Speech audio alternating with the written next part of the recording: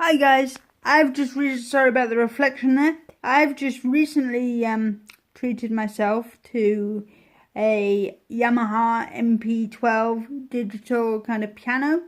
It is a basic one. It's got 10 sounds. The keys are non-weighted. They've got the volume dial there. It's got built-in speakers and obviously 10 different sounds you can choose from. The keys are velocity sensitive, so if you can play it relatively quietly, or if you are more confident. Oh, that didn't sound too good, guys, sorry. Yes, so the volume changes depending on how hard you hit the keys. The reason I've got my iPad set up here is because I'm currently using Simply Piano to just help me get some notes and keys. Now I'm not a pianist.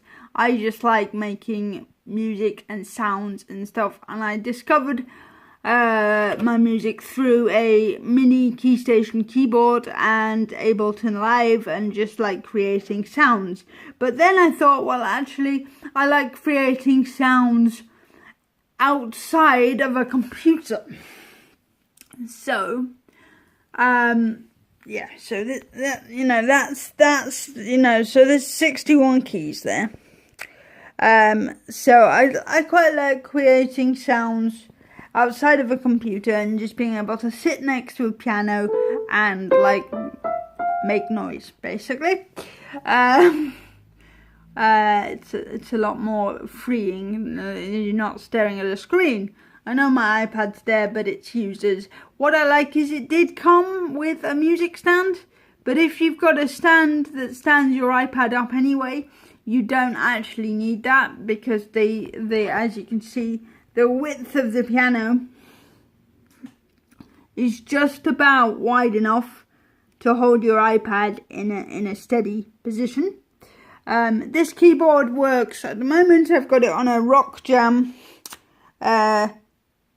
stand, which isn't ideal for my situation, but it works for now. It also has a battery port somewhere underneath there, and takes 6 AA batteries. It also came with its own like DC adapter, so you can either plug it into the wall, or what I have done is I've just purchased some rechargeable batteries, so you don't have a wire trailing to a plug. But that for me, that's due to space and where my plugs are located. So that's not something that's necessary. It's just a nice feature. And also, if you wanted to sit on the sofa in front of YouTube and play along to something, you could.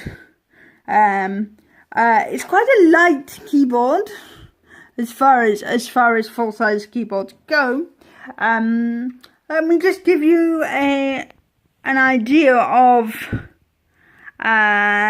the different sounds we've got. So we've got one piano, which apparently is based on Yamaha's one of Yamaha's grand pianos.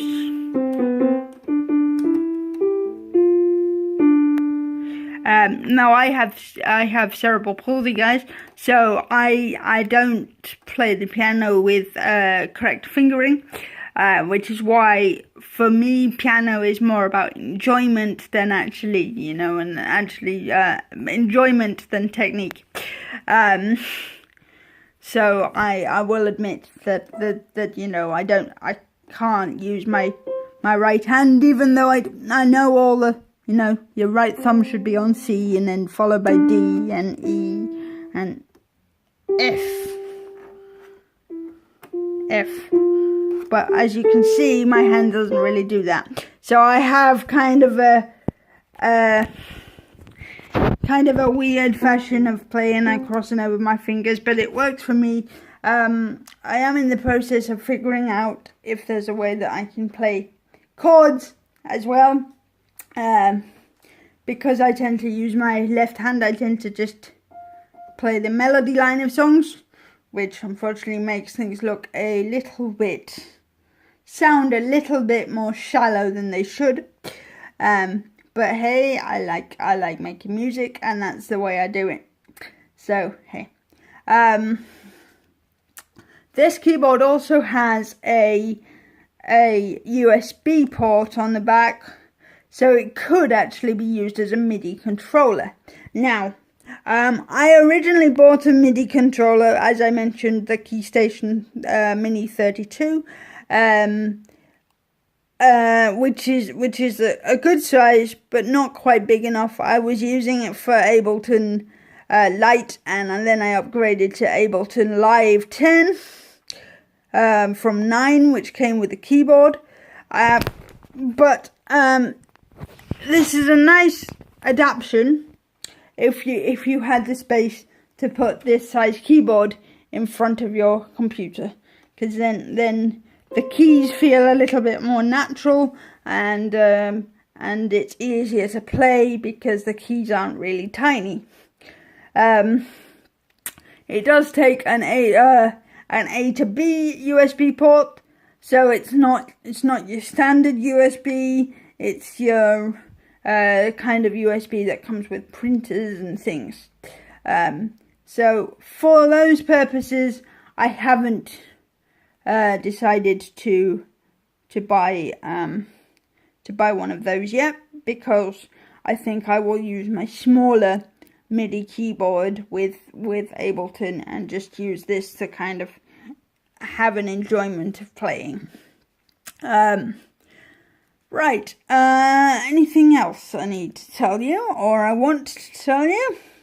Yeah, so anyway, I was showing you the grand piano. Let me just, and I'm aware you can see my reflection in the review, but, so yes. So it has a record function, the keyboard, so it has record and play buttons here, and so if we were to press play, I don't know what the last thing I recorded was. I have a feeling it's Twinkle Twinkle Little Star, but, yeah. So you can see it's playing back now what you last recorded. It obviously has some internal memory there. You don't need floppy disks or USB pens or something. It just records the last thing you played, which can be quite useful to hear things back.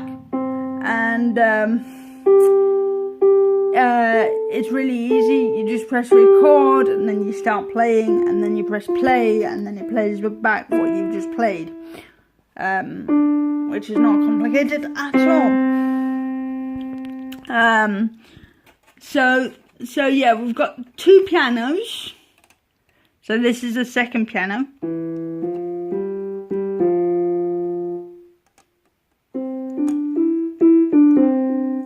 Yeah, so that's two pianos. Now we've got electric pianos.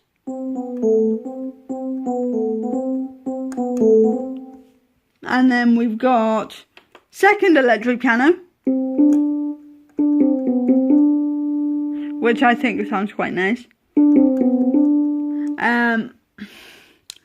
And then we have a organ, one. Very churchy. Organ 2. Oh, that might be more. That's more like Phantom of the Opera kind of thing. And what else have we got? We've got strings. A string sound.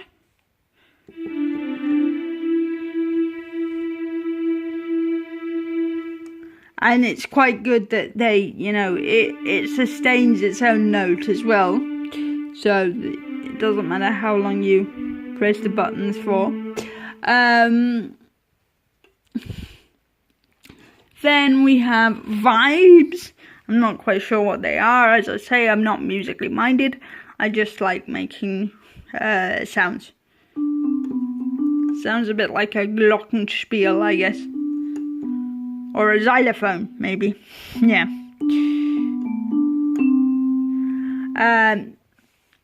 So, and then we've got 2 harps. So this is harp 1.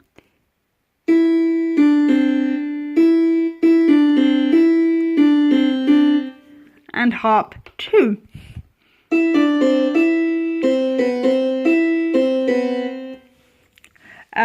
Yeah. So, just bear with me a second.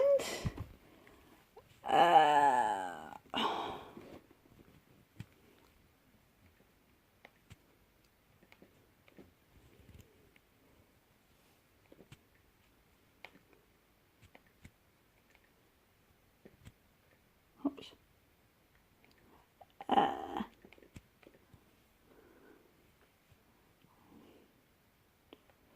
I'm just going to try and show you some simply piano, if I can get my iPad up and running. There we go. So there's my iPad screen. So I click on this icon here, I touch the icon here. I was in the middle of a lesson before I decided to do this video. So if we go back to the menus and go back. So there is some, so I've completed the Piano Basics, which is a free, really basic course which teaches you the notes C through G so that you can play things like She's the One, or any of these Piano Basic ones. Now, if you want to do any more than Piano Basics, it actually works on a subscription service of annually. It's like £88 for 25 courses and links to all your, favourite songs, which you'll generally be able to play with a backing track and often the singer as well. Where I've got so far, it's like fairly basic, kind of you're just keeping the beat. But yeah, I've quite enjoyed it. So there are the songs and there are the courses. So now I've started a week's trial of full access. So that's, they'll charge me £88 per year if I decide to keep it. Or there are a number of different ways. You can pay £9.99 a month. You can pay £10 every 3 months. Or, perhaps not that. But just gives you a trial to see if you'll like it. Hope you've liked this, guys. And I'll catch you soon. Bye.